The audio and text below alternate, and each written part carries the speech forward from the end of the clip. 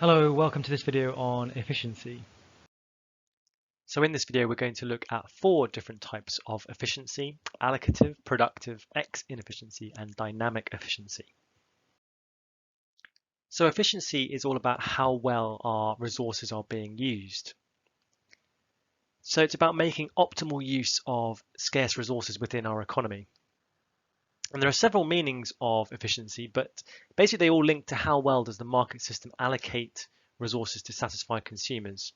And we would say that normally the market mechanism is pretty good at allocating these resources in an efficient manner, but there are occasions when the market can fail and we don't achieve efficiency. So the 4 types of efficiency we're going to look at here are allocative, productive, X-inefficiency, and dynamic efficiency. The first measure of efficiency we're going to look at is allocative efficiency. So allocative efficiency is when the price and output that the market produces maximizes total consumer welfare. So at the market equilibrium price here, we can see that consumer and producer surplus is maximized. So we have a price of P and a quantity being sold of T, and this maximizes the consumer surplus.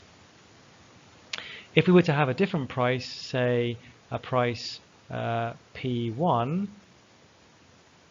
with a corresponding quantity, then the area of consumer surplus would be lower. So at this price P and quantity T, we have a maximization of welfare for consumers. And so we would say therefore that the market has given us an allocatively efficient result. We can also talk about allocative efficiency in terms of PPF. Allocative efficiency occurs when no one can be made better off without making someone else worse off. This is also sometimes known as Pareto efficiency. So for example, if we're producing at point A, we cannot move to point B in terms of a resource allocation without reducing the output of beer. So by moving from A to B, we have more cheese, but someone is worse off because we have less beer. So allocative efficiency occurs when the value that consumers place on a good or service, which is reflected by the price that they pay, equals the cost of the factor resources used up in production. So what we can say here effectively is the price, what people are willing to pay for something, is equal to the factors that are used in resource. So we're not wasting factors. We don't have a mismatch between how much people value the factors and the cost of the factors. So effectively what we're saying for allocative efficiency is that this exists when the market price equals the marginal cost of supply. So our basic rule for allocative efficiency is this occurs in a market where the price, the current market price, is the same as the marginal cost of production. So the price, what people value this item at, is the same as the cost in terms of resources. In that situation, we would say the market is allocatively efficient. Now let's move on and look at productive efficiency. Productive efficiency exists when producers minimize the wastage of resources.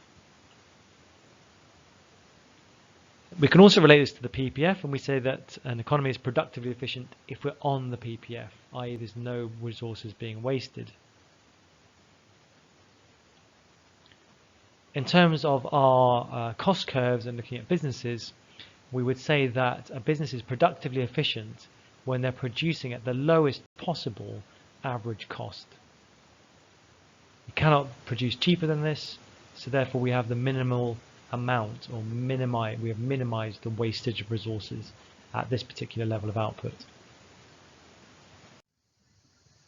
So we would say that a business is productively efficient, or a market is productively efficient, if we're producing at the lowest possible average cost.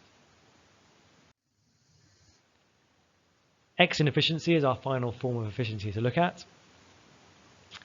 And X-inefficiency is kind of not efficiency, it's opposite an inefficiency. X-inefficiency exists where a firm's production costs are higher than they would be in a competitive market.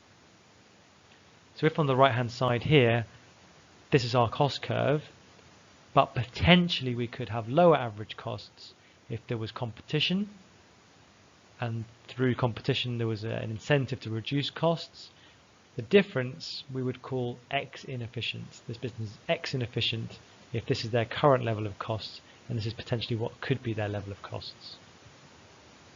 Most often it's caused by a lack of competitive pressure. There's no need to reduce costs if there aren't many rivals. Actually, dynamic efficiency is our final form of efficiency, and dynamic efficiency, a business is dynamically efficient if it's implementing the latest production processes.